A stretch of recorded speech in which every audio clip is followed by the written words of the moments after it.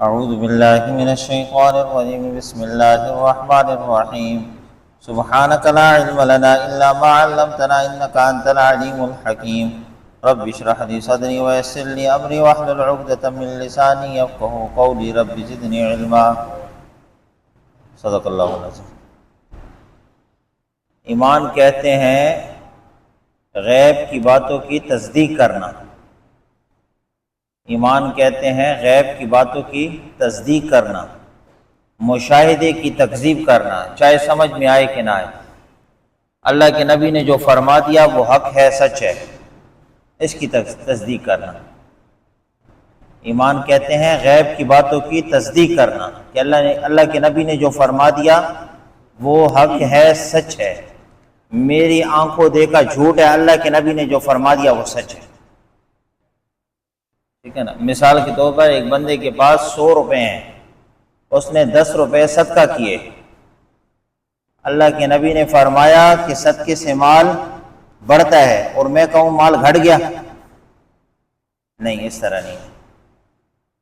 ایمان یہ تو ایمان ہے کہ اللہ کے نبی نے جو فرما دیا وہ حق ہے، سچ ہے۔ غیب کی باتوں کی تصدیق کرنا، غیب کی باتوں کی تصدیق کرنا، مشاہدے کی تکذیب کرنا، مشاہدے کو جھٹلانا۔ مشاہدہ کیا کہتے ہیں؟ 10 روپے 100 میں سے گھٹ گئے ہیں، 90 روپے رہ گئے ہیں، اللہ کے نبی نے فرمایا صدقے سے مال بڑھتا ہے، اور میں کہوں گھٹ گیا؟ نہیں، تو اس چیز کو جھٹلانا ہے۔ ایمان ہی ہے بس۔ ایمان کہتے ہیں غیب کی باتوں کی تصدیق کرنا، مشاہدے کی تکذیب کرنا، چاہے سمجھ میں آئے کہ نہ آئے۔ اب یہ بات سمجھ میں نہیں آتی، یہ بات سمجھ میں نہیں آتی، چاہے سمجھ میں آئے کہ نہ آئے، بس اس بات کی تصدیق کرنے کہ اللہ کے نبی نے جو فرما دیا وہ حق ہے، سچ ہے۔ فرمایا افمن یعلم انما انزل الیک من ربک الحق کمن هو اعمی، بھلا جو شخص جانتا ہے کہ تیرے رب سے جو تجھ پر اترا ہوا ہے، جو کچھ اترا ہوا ہے وہ حق ہے۔ اب جس شخص کو اس بات پر یقین ہے کہ اللہ کے نبی پر جو اترا ہوا ہے وہ حق ہے، سچ ہے، کیا وہ اس شخص کے برابر ہو سکتا ہے جو اس بات کا یقین نہیں رکھتا؟ نہیں، کبھی بھی برابر نہیں ہو سکتا۔ اس کی مثال ایسی ہے کہ جو اندھا ہے اور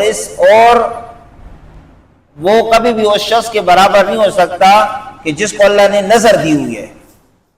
تو اس سے یہاں پر فرمایا، کتابوں کے اندر تفسیر کے اندر آتا ہے، فرمایا اس سے مراد یہ جو آیت ہے نا، حضرت حمزہ رضی اللہ تعالیٰ عنہ کی شان میں یا حضرت عمار رضی اللہ تعالیٰ عنہ کی شان میں نازل ہوئی۔ فرمایا بھلا، اور دوسرا کمن ہوا اعمی، کیا اس کے برابر ہو سکتا ہے جو اندھا ہے؟ اندھا سے کون مراد ہے؟ تفسیر کے اندر لکھے اس سے مراد ابو جہل ہے۔ کیا ابو جہل اور حضرت حمزہ رضی اللہ تعالیٰ برابر ہو سکتے ہیں؟ کبھی بھی نہیں برابر ہو سکتے۔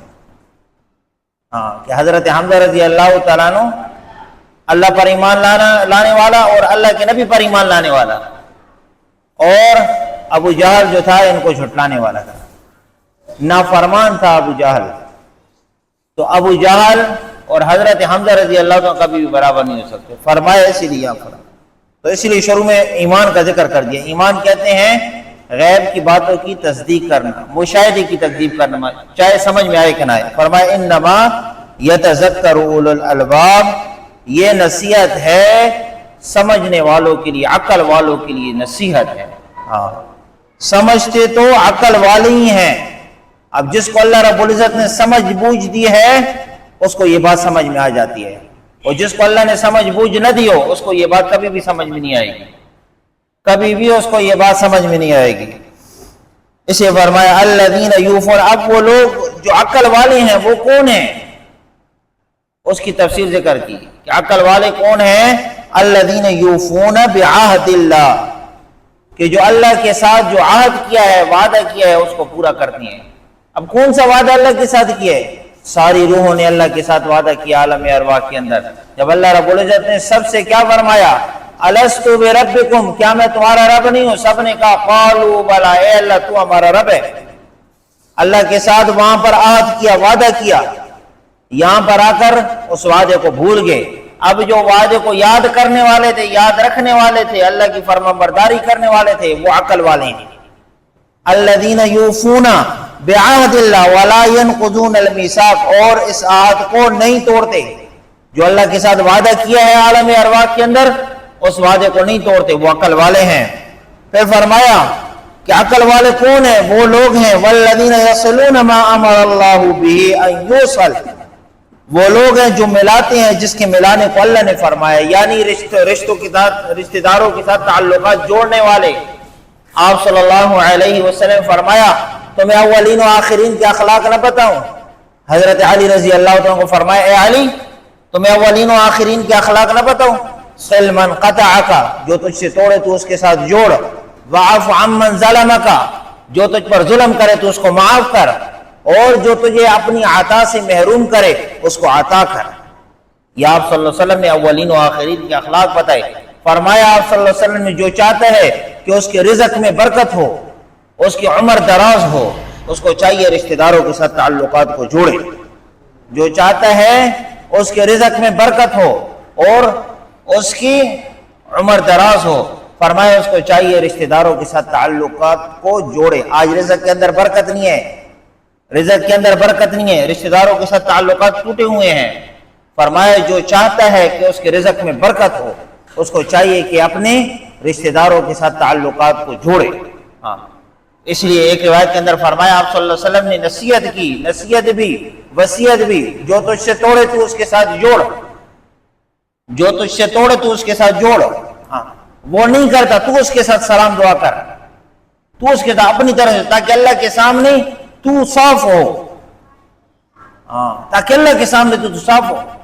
وہ نہیں کرتا، وہ نہ کرے، وہ اس کا اور اللہ کا معاملہ ہے، تیری طرف سے سلام میں پہل ہو، تاکہ اللہ کے سامنے تو صاف ہو، ٹھیک ہے نا۔ جو تجھ سے توڑے تو اس کے ساتھ جوڑ۔ آپ صلی اللہ علیہ وسلم نے وصیت بھی فرمائی، نصیحت بھی فرمائی آپ صلی اللہ علیہ وسلم نے۔ تعلقات آپ صلی اللہ علیہ وسلم، ایک روایت کے اندر آپ صلی اللہ علیہ وسلم فرمایا کہ اللہ فرماتے ہیں یہ رحم جو ہے نا، رحم مہربانی کرنا، کسی کے ساتھ نرمی کرنا، فرمایا یہ میری صفات میں سے ہے۔ یہ اس کو اللہ رب العزت نے رحم کو خود پیدا کیا، اور رحمان اللہ رب العزت کا نام ہے نا، جو رحمان اللہ کا نام ہے، یہ رحم سے نکلا ہوا ہے، رحم سے۔ فرمایا اس میں آپ صلی اللہ علیہ وسلم فرمایا جو تعلقات کو جوڑتا ہے، لوگوں کے اوپر نرمی کرتا ہے، رحم دلی کرتا ہے، فرمایا اللہ رب العزت اس کو قیامت والے دن جوڑ دیں گے۔ اور فرمایا جو چاہتے، آپ صلی اللہ علیہ وسلم سے پوچھا کہ یا رسول اللہ کوئی ایسا عمل بتائیں جو جنت کے قریب کر دے، دوزخ سے دور کر دے، ایسا عمل بتائیں۔ آپ صلی اللہ علیہ وسلم سے پوچھا کہ یا رسول اللہ کوئی ایسا عمل بتائیں جو جنت کے قریب کر دے، دوزخ سے دور کر دے۔ آپ صلی اللہ علیہ وسلم فرمایا اللہ کے ساتھ شریک نہیں کرنا کسی کو، اللہ کے ساتھ کسی کو شریک نہیں کرنا، نماز قائم کرنی ہے اور تعلقات کو جوڑنا ہے۔ جو تعلقات توڑے اس کے ساتھ جوڑنا ہے، اللہ کے ساتھ کسی کو شریک نہیں کرنا، نماز قائم کرنی ہے اور تعلقات کو جوڑنا ہے۔ یہاں پر اس بات کی طرف اشارہ کیا کہ جو عقل والے ہیں، عقل والے کون لوگ ہیں؟ الذین یصلون ما امر اللہ بہ ان یوصل، جو وہ لوگ ہیں جو ملاتے ہیں جس کے ملانے کو اللہ نے فرمایا ہے، اللہ نے حکم دیا ہے رشتہ داری کو جوڑنے کا۔ فرمایا جو رشتہ داری کو جوڑے گا قیامت والے دن اللہ اپنی رحمت کے ساتھ جوڑ دیں گے، اللہ اس کو اپنی رحمت کے ساتھ جوڑ دیں گے، اور جو رشتہ داری کو توڑے گا قیامت والے دن اپنی رحمت سے اللہ اس کو جدا کر دیں گے۔ وَيَخْشَوْنَ رَبَّهُمْ، اور اللہ سے ڈرنے والے، جو عقل والے ہیں، عقل والے کون ہیں؟ جو اللہ سے ڈرنے والے ہیں، اللہ سے ڈرتے ہیں۔ وَيَخَافُونَ سُوءَ الْحِسَابِ، اور برے حساب کا خوف رکھتے ہیں، اس بات کا ڈر ہوتا ہے کہ کہیں میرا حساب برا نہ ہو جائے۔ اس لیے آپ صلی اللہ علیہ وسلم کی دعا ہے، دعا آپ صلی اللہ علیہ وسلم اللہم حاسبنی حسابا یسیرا، اے اللہ میرے ساتھ آسان حساب کرنا، اے اللہ میرے ساتھ آسان حساب کرنا۔ اما جان عائشہ رضی اللہ عنہ پوچھا یا رسول اللہ ایمان آسان حساب کیا ہے؟ آسان حساب، آسان حساب آپ صلی اللہ علیہ وسلم فرمایا اللہ کے سامنے صرف پیشی ہوگی، پھر فرمایا جائے گا کہ جاؤ یہ کامیاب ہے، صرف پیشی ہوگی، حساب کتاب اس کا نہیں ہوگا، اس کا کسی قسم کا کوئی حساب کتاب نہیں ہوگا، یہ حساب یسیرہ ہے۔ یہ حساب اللہم حاسبنی حسابا یسیرا آپ صلی اللہ علیہ وسلم کی دعاؤں میں، اے اللہ میرا آسان حساب کرنا۔ تو اما جان عائشہ رضی اللہ عنہا پوچھا یا رسول اللہ آسان حساب کیا ہے؟ تو فرمایا کہ قیامت صرف اللہ کے سامنے پیشی ہوگی اور کہا جائے گا بس یہ کامیاب ہے، جاؤ آگے جاؤ، یہ کامیاب ہے، یعنی اس کا عمل نامہ نہیں دیکھا جائے تو کچھ بھی نہیں کیا جائے گا، بس یہ کامیاب ہے، یہ حساب یسیرہ ہے۔ ٹھیک ہے، اللہ ہم سب کے لیے آسان فرمائے۔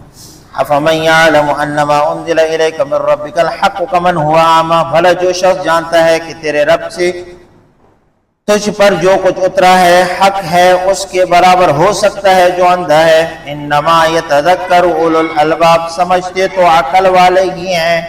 الذین یوفون بعہد اللہ ولا ینقضون المیثاق، وہ لوگ جو اللہ کے عہد کو پورا کرتے ہیں اور اس کے عہد کو نہیں توڑتے۔ والذین یصلون ما امر اللہ بہ ان یوصل ویخشون ربهم ویخافون سوء الحساب، اور وہ لوگ جو ملاتے ہیں جس کے ملانے کو اللہ نے فرمایا ہے اور اپنے رب سے ڈرتے ہیں اور برے حساب کا خوف رکھتے ہیں۔